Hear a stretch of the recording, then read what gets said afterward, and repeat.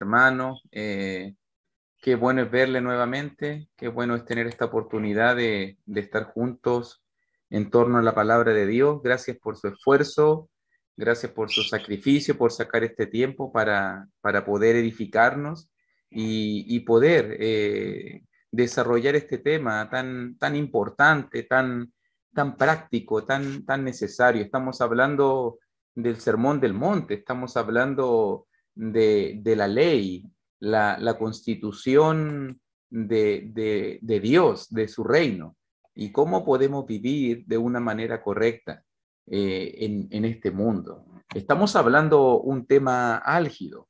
Si usted puede abrir su Biblia conmigo, vamos a Mateo 5:31. Estamos hablando un tema controversial, un tema difícil. Estamos hablando del divorcio. Ya hablamos la clase pasada en cuanto a toda la base antiguo testamentaria. Como lo dijo Jesús, también fue dicho, o oíste que fue dicho, apelando al pasado, ¿cierto?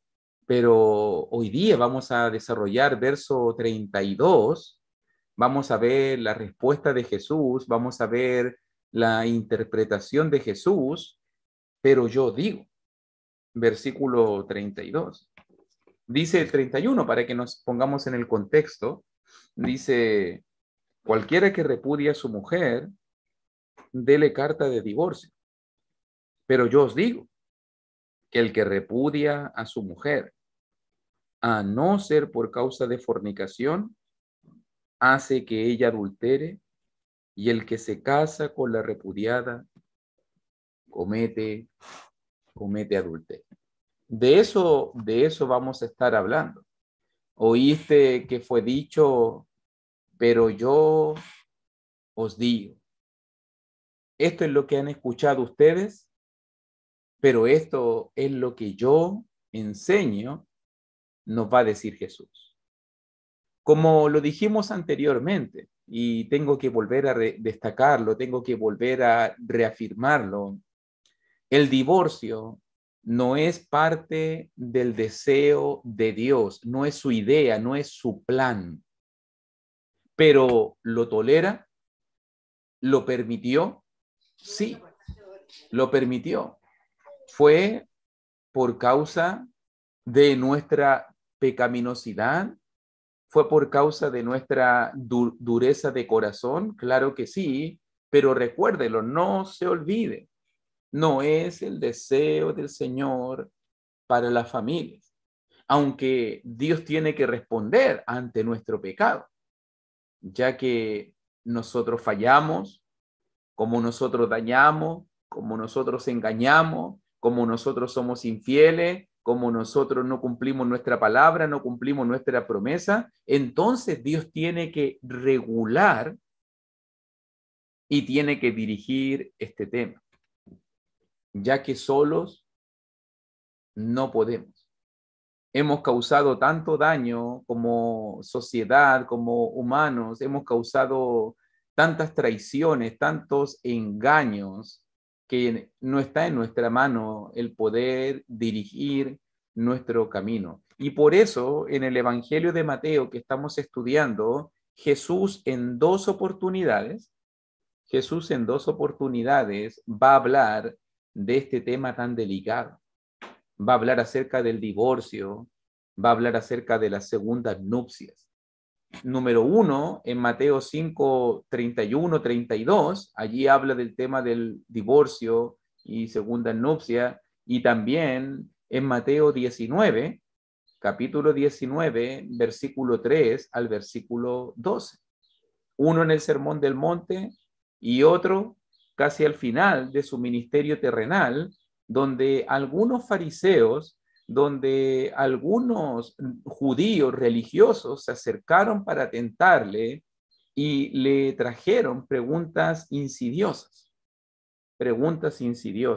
Mire, por favor, vamos sin perder, vamos a Mateo 19, para que podamos ver el segundo caso. Ya leímos el primero, Mateo 5, 31 y 32, y vamos a ver en el Evangelio de Mateo también un poquito acerca de la segunda vez cuando Jesús habló del mismo tema. Incluso aquí lo amplía un poco más. Aquí nos ayuda a entender un poquito más del contexto en cuanto al tema del divorcio y todo eso. Y note que dijimos que los fariseos, dice allí versículo 3, entonces vinieron, Mateo 19:3, entonces vinieron a él los fariseos, tentándole. Note muy bien el tenor de la pregunta. Y diciéndole, ¿es lícito al hombre repudiar a su mujer por cualquier causa? Fíjate la pregunta. Nota la pregunta insidiosa. Ya vamos a ver la respuesta. Y la segunda pregunta que hicieron los fariseos, versículo 7, mire también allí en versículo 7, le dijeron, ¿por qué pues mandó Moisés dar carta de divorcio y repudiarla? Esas fueron las dos preguntas insidiosas que los fariseos le dijeron a Jesús para tentarle. Ahora, si tú miras Mateo 19, las respuestas que Jesús le dio a estas preguntas tienen que haber impactado profundamente a sus oyentes. Tienen que haber dejado sorprendido. Es como, ¿ustedes tienen preguntas? Yo les voy a traer respuestas, dice Jesús. ¿Ustedes quieren saber? Yo les voy a decir la verdad. Yo les voy a aclarar la cuestión. Ellos querían saber, por ejemplo, en la pregunta del versículo 3, que también analizamos un poquito en la lección pasada, ellos querían saber si el divorcio era tolerable por cualquier causa, si se podían divorciar por cualquier causa, si podían terminar matrimonios y comenzar nuevos matrimonios por cualquier causa. Esa era la pregunta del versículo 3. Jesús le responde. ¿Cuál fue la respuesta de Jesús? ¿Qué le dijo Jesús? ¿No habéis leído que el que lo hizo al principio, varón y hembra los hizo? Y dijo, por esto el hombre dejará padre y madre y se unirá a su mujer y los dos serán una sola carne. Así que no son ya más dos, sino una sola carne. Por tanto, lo que Dios juntó, no lo separe el hombre. Esa es la respuesta de Jesús a la pregunta, ¿es lícito repudiar por cualquier causa? Y Jesús va a llevarlos al principio. ¿Qué está tratando de mostrarle el maestro? ¿Qué es lo que está tratando de mostrarle el Señor Jesús a estos fariseos hipócritas, estos fariseos que querían torcer, que querían tergiversar, que querían ganar ventaja con la ley?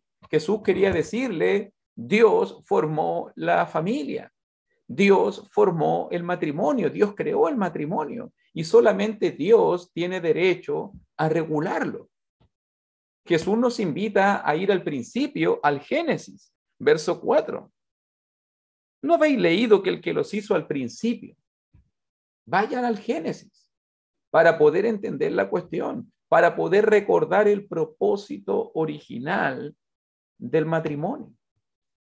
Ustedes quieren saber que si por cualquier causa me puedo divorciar, vayan al Génesis, vayan al propósito original del matrimonio. ¿Cuál es el propósito original del matrimonio? Varón y hembra los hizo. Un hombre para una mujer para un hombre.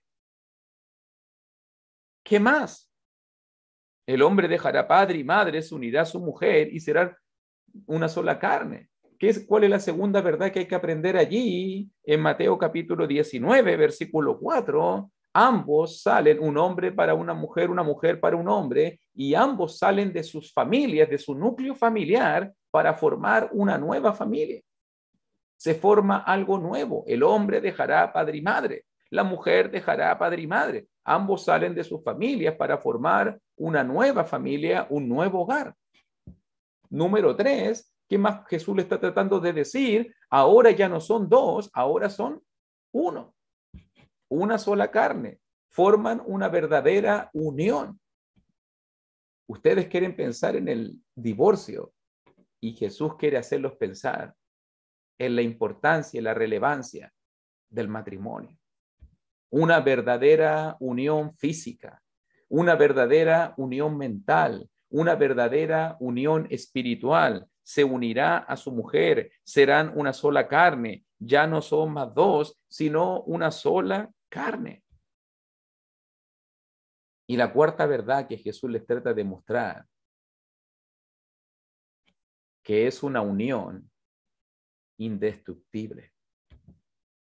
Lo que Dios juntó, no lo separe el hombre. Dios es el que une, no un sacerdote, un pastor, un juez civil, nadie de eso. Nunca en la palabra aparece que ningún hombre tiene poder o facultad alguna para unir a otro en el matrimonio. No, Dios es el que une, el que casa, lo que Dios juntó. Él es el único que puede unir y Él es el único que los puede separar. El matrimonio es para toda la vida. Estos textos están hablando en la mente de Jesús, la permanencia, el sagrado vínculo del matrimonio. Solo Dios puede unir, solo Dios puede formar esta unidad, solo Dios puede lo que era dos personas, dos seres, dos realidades, las puede unir en una sola carne. Solamente Dios puede hacer ese trabajo. Entonces, nótalo bien. Ustedes están pensando en cualquier causa y no se han dado cuenta de lo que la Biblia dice desde el principio.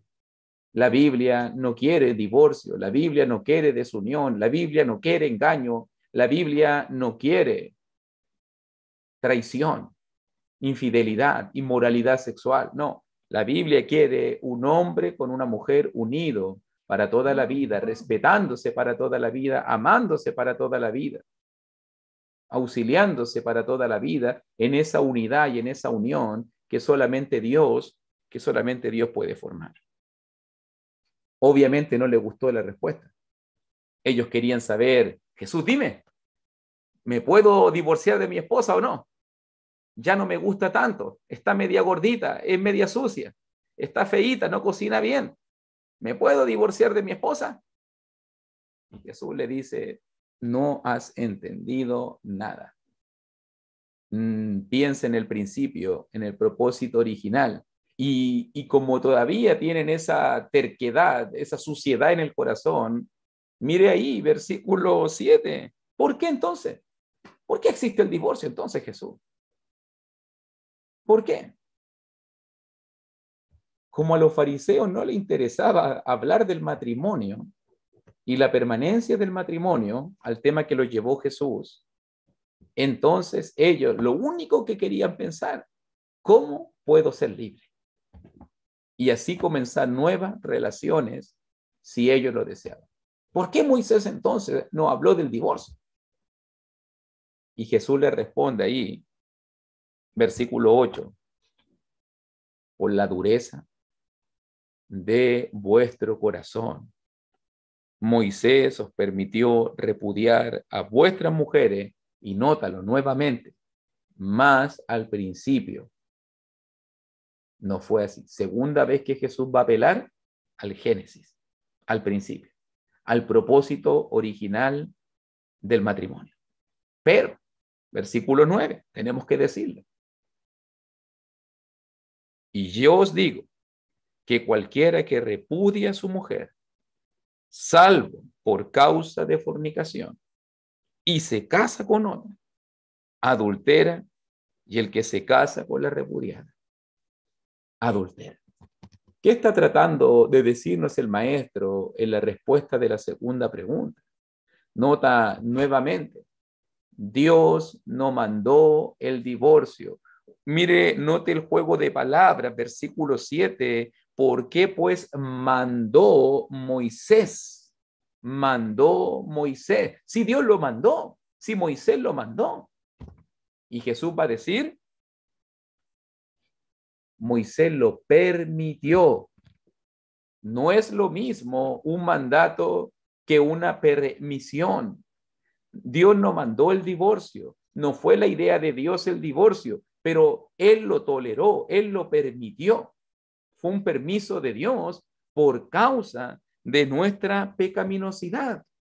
Nuevamente Jesús apela al principio, al Génesis, y nos dice que el deseo de Dios fue un matrimonio permanente, un matrimonio para toda la vida, un matrimonio indestructible. Ese fue el deseo de Dios al formar el hogar, al formar el matrimonio.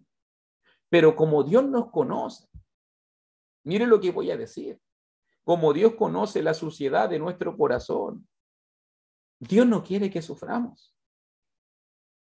Dios no quiere que suframos. Y Dios no quiere obligarte a estar en una relación que va a provocarte sufrimiento, que va a provocar engaño, que va a provocar desconfianza, que va a provocar tristeza, que va a provocar frustración. Él prefirió regular y permitir el divorcio, el repudio. Aunque Dios lo aborrece, lo estudiamos la clase pasada. Malaquías capítulo 2, versículo 14 al 16. Aunque Dios aborrece el repudio, Él tuvo que permitirlo para causar el menor daño posible en los hogares afectados por la inmoralidad, por la traición, por el engaño, por el sufrimiento de la infidelidad. Entonces, si miramos muy bien la enseñanza de Jesús en Mateo 5:32, si miramos muy bien la enseñanza de Jesús en Mateo capítulo 19, versículo 9, entonces entiendo, el divorcio es permitido, es permitido. Jesús no habla para prohibir el divorcio, no, no habla para prohibir el divorcio, sino para regularlo y dirigirlo de una manera correcta, para que sea por los motivos correctos, para que sea lo más ordenado y respetuoso posible. Ese es el contexto del pasaje. Ese es el contexto del pasaje. Entonces Jesús va a decirnos que existe una causal. Aunque muchos se divorciaban por cualquier causa en el primer siglo, aunque muchos ponían cualquier excusa, cualquier pretexto, en la mente de Jesús existe solamente un solo causal, una sola salvedad. Nada más. Note la frase allí en versículo 9 de Mateo 19. Salvo por causa de fornicación, salvo por, o como lo diría también Mateo 5:32, a no ser por causa de fornicación. Aunque muchos se divorciaban por distintas causas, hasta el día de hoy la gente se divorcia por distintas causas, por distintos motivos, todo eso está mal delante de Dios. Todo eso no está permitido por el Señor. Todo eso ofende a Dios. La única causal que el Señor nos manifiesta en Mateo 5:32, la única causal que el Señor nos manifiesta en Mateo 19:9 es salvo por causa de fornicación. Y no venga a preguntarme, ay, ¿qué pasa si murió el cónyuge? Usted sabe que el matrimonio hasta la muerte y no le voy a explicarle de que el vínculo en ese momento se termina, ¿cierto? Cuando hay la muerte de uno de los cónyuges, ¿cierto? No vamos a hablar de eso. Estamos hablando aquí de causales en vida que rompen el vínculo, el pacto matrimonial. Jesús dice la fornicación. Y tal vez tú te preguntes en este momento, y tal vez yo me pregunto en este momento, ¿qué Jesús está tratando de decirme con la palabra fornicación? Porque a veces pensamos fornicación, las relaciones sexuales de los jóvenes, las relaciones sexuales de los que no están en matrimonio, pero ¿qué realmente entendía Jesús por la palabra fornicación? Y la palabra fornicación viene de la palabra porneia. Mira, te suena un poquito, ¿cierto? La palabra porneia. Y la palabra porneia, donde surge también la palabra pornografía, significa inmoralidad sexual. Eso significa la palabra fornicación, inmoralidad sexual. Es una palabra amplia, es una palabra más general que implica cualquier inmoralidad de índole sexual, como las aberraciones, como sodomita, como pedofilia, como cualquier relación contra naturaleza. Me encanta que Jesús use una palabra más amplia. Esto incluye la pornografía, el homosexualismo, las corrientes sexuales que no tienen nada que ver con la voluntad con la voluntad de Dios. ¿Por qué? Porque alguien diría, yo no he engañado a mi esposa, yo no me he acostado con otra mujer, pero tal vez está practicando cualquier otro tipo de aberración sexual. Tal vez está, en este caso, consumiendo, tal vez está participando, practicando, tal vez en la pedofilia. Yo no engañé a mi esposa, pero te gustan los niños, te gustan los animales, te gustan las perversiones, la sodomía, el homosexualismo. Yo no engañé a mi esposa con otra mujer, pero cuidado, cuidado, cuidado. Por eso Jesús utiliza la palabra más amplia, porque esta palabra abarca todas las excusas que la gente puede poner hoy en día para las inmoralidades sexuales. Recuerde, tengo que decirlo, recuerde que en Mateo 5, 27 y 28, Jesús también usó la palabra adulterio, ¿cierto? Adulteró con ella en su corazón, el adulterio, ¿cierto? Y entendemos nosotros que la palabra adulterio, quiero sumarla al entendimiento, porque una forma de fornicación también es el adulterio. Fornicación, la palabra grande, amplia. Adulterio es una palabra más específica que habla del pecado de la inmoralidad sexual dentro del matrimonio, la infidelidad entre personas casadas. Pero Jesús es tan astuto, tan sabio, que utiliza la palabra más amplia posible para abarcar el máximo de posibilidades. Esto abre el abanico de posibilidades y va realmente al meollo del asunto. ¿Cuál es el meollo del asunto? El pecado está en el corazón y cualquier aberración sexual comienza en un corazón podrido, en un corazón podrido. Entonces, note muy bien, puntualizando ideas de lo que hemos visto hasta el momento. Si hay una acusación seria, comprobada, reconocida, si hay una acusación seria de inmoralidad sexual comprobada o reconocida, entonces, o si uno, digámoslo de otra manera, si uno de los esposos fue infiel al pacto matrimonial y el otro es inocente en la cuestión, entonces dice el pasaje, lo que estamos mirando, se abre la causalidad. Entonces la parte afectada, la parte ofendida, podía dar carta de repudio y podía terminar el pacto matrimonial. Ese es el permiso que da el Señor. También está, tengo que decírtelo, también está el camino del perdón y la reconciliación, pero eso está en potestad del ofendido. Él debe analizar bien en su corazón, ella debe analizar bien en su corazón si será capaz de confiar nuevamente. Ella o él tiene que analizar bien en su corazón si puede dar vuelta a la página o no seguir dañando más esa relación y esa familia. A veces la gente dice, no, quédese nomás, permanezca, es que tiene que luchar por esta relación. Pero si voy a estar desconfiando toda la vida, si toda la vida voy a estar llorando, si toda la vida voy a estar mirando el celular escondida, si toda la vida voy a estar sufriendo porque a dónde salió, con quién llamó, con quién fue, a dónde fue, no es vida. Y Dios te está protegiendo, y Dios está protegiendo y regulando para que tú vivas la vida más tranquila, la vida más pacífica posible. Esos son los dos caminos que el Señor te da. Uno, camino abierto, ve y rehace tu vida. O intenta esta relación, pero cuidado, analízate bien. No vayas a traer más sufrimiento del que ya se ha causado. Porque si un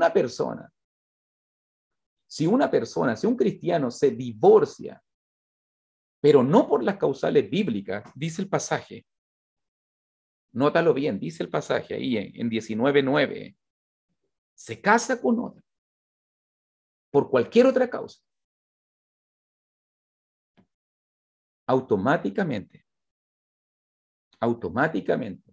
tanto el que se fue y dejó el matrimonio como el que contrae y toma esta otra persona, ambos quedan como adúlteros. Tanto la persona que se divorció como el nuevo cónyuge quedan como adúlteros. ¿Esto es serio entonces? No puede ser por cualquier causa entonces. Tienen que ser causas comprobadas entonces. Tiene que haber respeto y seriedad entonces en el asunto. Y no es ir y como la gente hoy en día, no funcionó, no me gusta, creo que no tenemos feeling, como que no nos llevamos bien. Y al final la gente termina relaciones, comienza nuevas relaciones, al final como la samaritana, ¿se acuerda? 5 maridos tenidos y el que ahora tiene tampoco es tu marido. Y así va la gente, dejando familias destruidas, niños en el aire, esposas sin mantenimiento, al final un caos. Era así en el primer siglo, es así hoy día en el siglo XXI.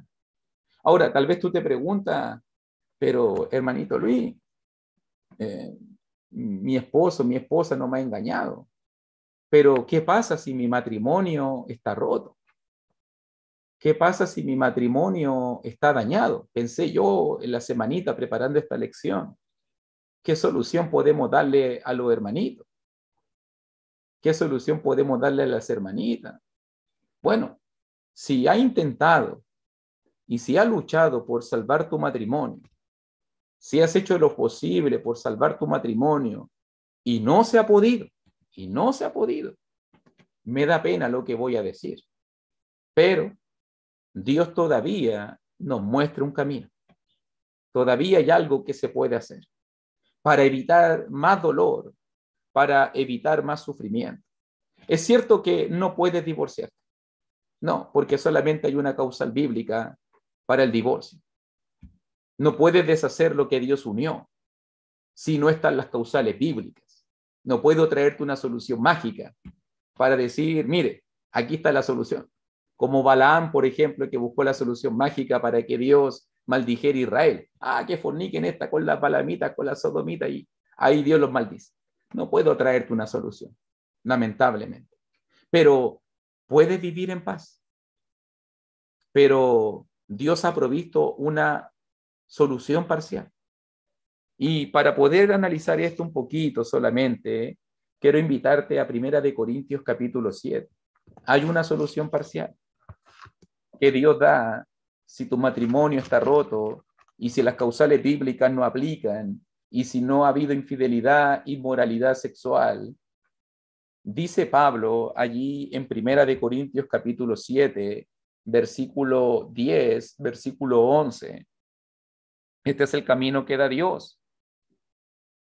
Pero a los que están unidos, 1 Corintios 7, 10 y 11, pero a los que están unidos en matrimonio, mando, no yo, sino el Señor, que la mujer no se separe del marido.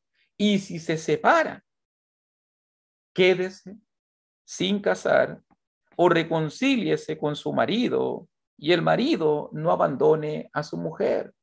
Aquí también el Señor nos da otro permiso y si el pacto matrimonial no se destruye, siguen siendo matrimonio, pero tal vez alguien dice, pero hermano Luis, hay violencia física. Hermano Luis, estoy padeciendo violencia psicológica. Tengo un mal vivir. La convivencia se hace difícil. Hay mucho dolor en esta relación, hay mucho insulto, hay mucho daño. Bueno, Dios dice, sepárate. No tienes por qué sufrir, dice Dios. Sana tu corazón, pero no puedes volver a hacer otra nueva relación. No. Ahora, si prefieres, sánate y reconcíliate. Reconcíliate con tu esposo, con tu esposa, dice el pasaje. Reconcíliese con su marido, pero quédese sin casar. Pero no estás obligado, eso es lo que quiero decir. No estás obligado a tolerar más sufrimiento. No estás obligado, no estás obligada a soportar un mal vivir. No estás obligado a sufrir y vivir en enemistad. No. Espero que usted nunca llegue a esa situación. Espero que yo nunca llegue a esa situación. Pero incluso Dios nos da el camino y la puerta abierta. Si un matrimonio está roto, pero no por las causales bíblicas, sepárese y quédese sin casar. No puede volver a rehacer su vida, no puede volver a tomar otro esposo, pero vive en paz. Cuide a su familia, cuida a sus hijos, enfóquese en sanarse, en servir a Dios, pero no vas a poder volver a rehacer tu vida, ya que estás unido o unida a otra persona. Entonces, si ya vamos terminando, si volvemos allá a Mateo 19, donde estábamos mirando el pasaje amplio en cuanto al tema del divorcio y la segunda nupcia, si volvemos a la historia, ponte en la mente de los judíos que estaban escuchando todo esto. Wow, hay solamente una sola causal de divorcio. Yo pensé que había cientos, yo pensé que había miles, yo pensé que había cualquier causa.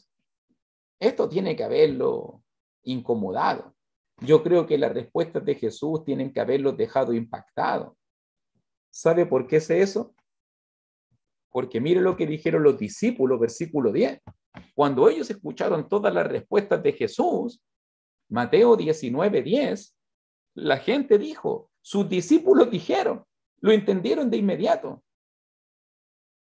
Si así es la condición del hombre con su mujer, no conviene casarse.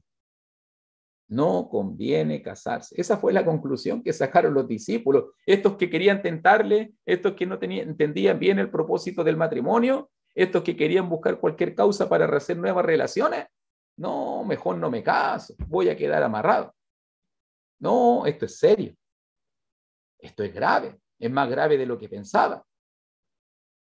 No es como que pensaron, no es andar por la vida casándose, después te divorcias, después si te quieres volver a casar, y así infinitamente, y te casas, te divorcias, te casas, te divorcias, te casas, no. Ellos pensaron al tiro, piénsalo bien, si te vas a casar o no. No hay segunda oportunidad. Esa fue la conclusión de los discípulos. Y Jesús añade ahí en versículo 11, no todos son capaces de recibir esto. No todos son capaces, sino aquellos a quienes le he dado. Pues hay eunucos que nacieron así desde el vientre de su madre, y hay eunucos que son hechos eunucos por los hombres, y hay eunucos que a sí mismos se hicieron eunucos por causa del reino de los cielos. El que sea capaz de recibir esto, que lo reciba. Esa fue la respuesta de Jesús a la conclusión de sus discípulos, que muchos han preferido hacerse eunucos, o sea, solteros, o sea, sin relación sexual, por causa del reino de Dios o por otras causas. Pero el resultado es el mismo. Muchos prefirieron no estar unidos en el vínculo matrimonial.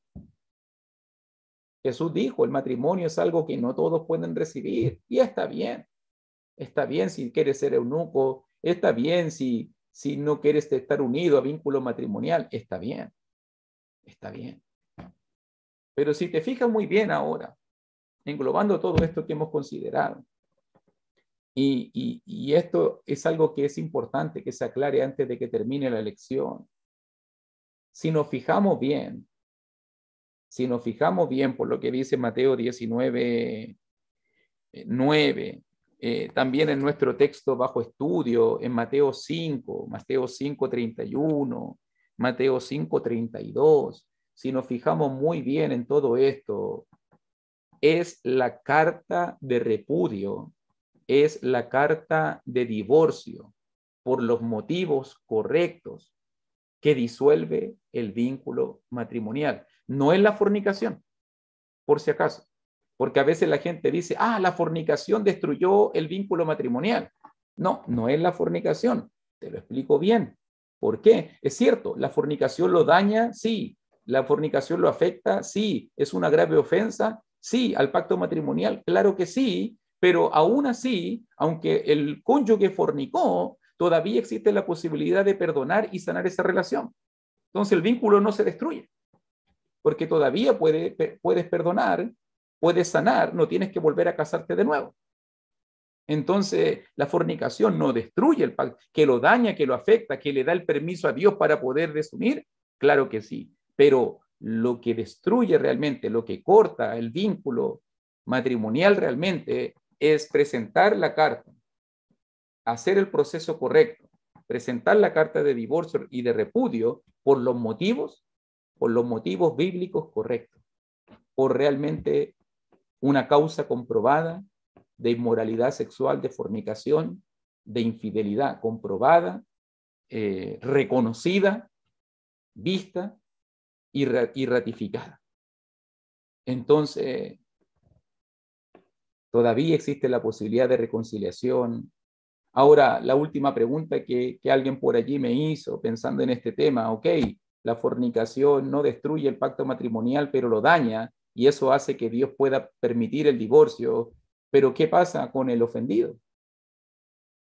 ¿Qué pasa con el ofendido y con el ofensor? ¿En qué condición queda? ¿Puede el ofendido contraer segunda nupcia? Lo que veo en la Biblia, hermanito, tanto en el Antiguo Testamento como en el Nuevo Testamento, Dios ha autorizado el volverse a casar. Lo vimos en Deuteronomio 24, ¿cierto? No, acuérdese que en el Antiguo Testamento era por la cosa indecente, Deuteronomio 24, 1 al 4, y ahora en el Nuevo Testamento es por causa de fornicación o inmoralidad sexual. En Mateo capítulo 5, 32, Mateo capítulo 19, versículo 9. Dicho más simplemente, el ofendido o dañado tiene el permiso de Dios para poder rehacer su vida. No tiene que quedar con esa marca de engaño y traición, no. Dios no va a castigar a aquel que es inocente en la cuestión. No, Dios no es así de injusto. No. Él puede rehacer su vida con el permiso de Dios, con las causas comprobadas, con el proceso debido, puede hacerlo. Pero, ¿qué pasa con el pecador? ¿Qué pasa con el que ofendió? Lo que veo en la Biblia, estuve mirando mucho, sobre todo el libro de Proverbios, capítulo 6, del 29 al 33. Y fíjese muy bien que en Proverbios 6, 29 al 33, habla de la gravedad del adulterio, habla de las consecuencias gravísimas del adúltero. Y dice, no quedará impune ninguno que la tocare, ninguno que adulterare. El pecado trae consecuencias. El que cometa adulterio, 32, es falta de entendimiento. Corrompe su alma el que tal hace. Su afrenta nunca será borrada, dice el 33. Entiendo por estos dichos y por todo lo que veo en la palabra. Por ejemplo, en verso 32, en Mateo 19, 9, que el pecador, que el que ofendió, no podrá rehacer nuevamente su vida. Cualquiera que se case con él o con ella queda en condición de adulterio. Esas son las consecuencias de su error. Destruyó un pacto matrimonial. El adulterio, el pecado del adulterio trae grandes consecuencias. Yo sé que este es un tema controversial. Sé que muchos hoy en día se ofenderán con esto que estoy diciendo, pero esta es la voluntad del Señor. Y si queremos cultivar una buena relación con Dios, debemos buscar la pureza sexual. La única causal permitida para divorcio y contraer segundas nupcias es a no ser por causa de fornicación. Jesús nos dijo entonces, pero yo os digo, esa es su enseñanza, que el que repudia a su mujer, ¿quiere divorcio? ¿Quiere repudiarla? No puede ser por cualquier causa, a no ser por causa de fornicación. Si no lo hace por las causas correctas, hace que ella adultere. Y el que se casa con la repudiada, con esta persona que fue desechada por cualquier causa, comete adulterio. Vivamos en pureza sexual. que nunca, que nunca más, que nunca más, que nunca nos suceda que tengamos que enfrentar este tema. A mí me encanta estudiarlo, a mí me encanta estudiar este tema, pero estoy seguro que quienes lo han experimentado no le ha agradado para nada. Y pido a Dios que ojalá nunca te suceda, que tengas que poner en práctica estos principios espirituales, que debe ser terrible la destrucción de un matrimonio. Entonces, como lo dijimos para finalizar, solamente la única causal de divorcio, de la disolución del pacto matrimonial, es la inmoralidad sexual, es el pecado de fornicación, es la causa comprobada de un engaño, de una infidelidad reconocida, es la única causa. Si te divorcias por cualquier otra causa, si te separas por cualquier otra causa, cualquier persona que se una contigo, cualquier persona que contraiga o que quiera casarse contigo, va a entrar en una conducción de adulterio. Hace que ella adultere, y el que se casa con la repudiada comete adulterio. El Señor nos ha mandado a vivir en la pureza sexual. Es uno de los aspectos, obviamente, de la santidad que Dios quiere cultivar en cada uno de nosotros. Recuerda que Jesús lo repitió 2 veces en Mateo 19, en el principio, en el principio. Si queremos sanar nuestro matrimonio, si queremos conocer el propósito de Dios para el matrimonio, si queremos vivir vidas saludables en el matrimonio, vamos siempre al huerto, al Génesis, a la relación original y cómo Dios nos enseñó. Un hombre para una mujer, un hombre unido, formando una nueva familia para toda la vida, que nadie puede separar ni destruir, que solo Dios puede unir, porque lo que Dios unió, no lo separe el hombre. Así que muchas gracias por su atención. Espero haber abarcado lo más ampliamente posible el tema. Vuelvo a reiterarlo, no soy un gran erudito, tengo mucho que aprender todavía en cuanto a esta temática, pero he querido compartirles lo que es mi entendimiento, lo que es mi conocimiento hasta el momento, y espero que haya sido servido de edificación para la Iglesia de Cristo. Que el Señor le bendiga y muchas gracias por la oportunidad.